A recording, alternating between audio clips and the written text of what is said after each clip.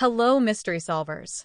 Today, meet Rico the Raccoon, a tidy little hero who solves a big mess with kindness and clever teamwork. Let's jump into the mystery. Rico the Raccoon and the Big Mess Mystery. In the cheerful neighborhood of Fernwood Grove, animals lived in cozy dens, tree houses, and burrows, all working together to keep their forest home tidy and happy.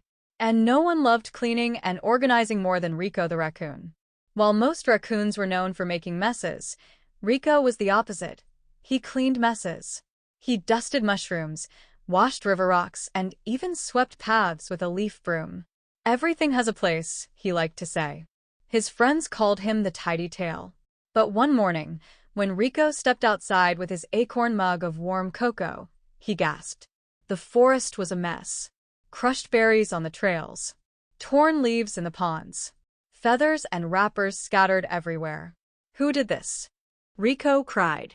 He looked around at the shocked faces of his neighbors. We had just cleaned up for the spring fair, said Fern the Fox. Everything was perfect yesterday, added Buzz the Beaver. Rico felt a twist in his tummy.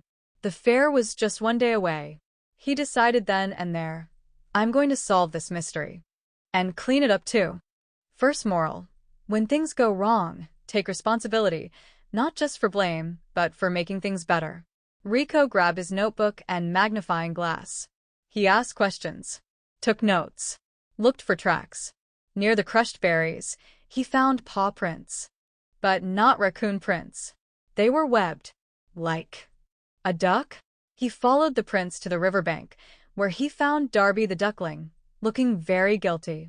Darby, Rico asked gently, did you walk through the berry stands yesterday? Darby quacked softly. I didn't mean to. I was looking for my lucky feather. I tripped, and then panicked, and ran. Rico nodded kindly. Everyone makes mistakes, but we can still fix them. Darby's eyes brightened. Can I help you clean up? Absolutely, Rico smiled. We're in this together. Second moral: blaming doesn't solve problems, kindness and teamwork do. Together, Rico and Darby swept the berry trail. Then they visited the pond, where leaves floated like soup. Those aren't from the trees, Rico noticed. They followed the leaf trail to Milo the moose, who was trying to build a raft. I didn't mean to make a mess, said Milo, eyes wide. I didn't know the leaves were part of the festival decorations.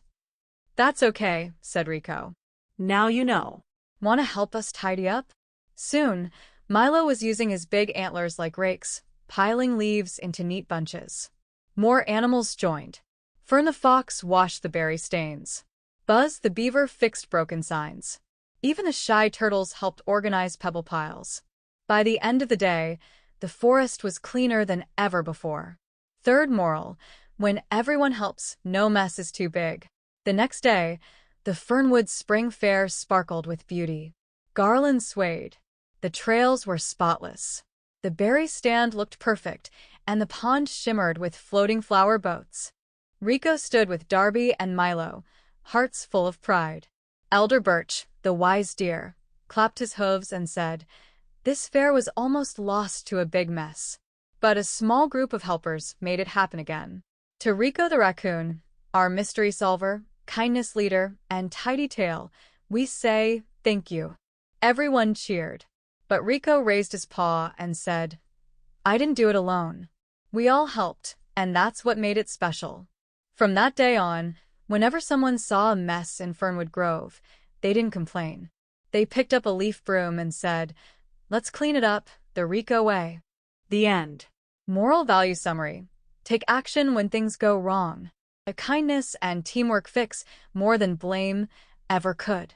Big problems feel smaller when everyone helps. Thanks for tidying up with Rico and friends today. Remember, we all make messes sometimes, but working together makes everything better. Like, subscribe, and join us again for more magical forest tales.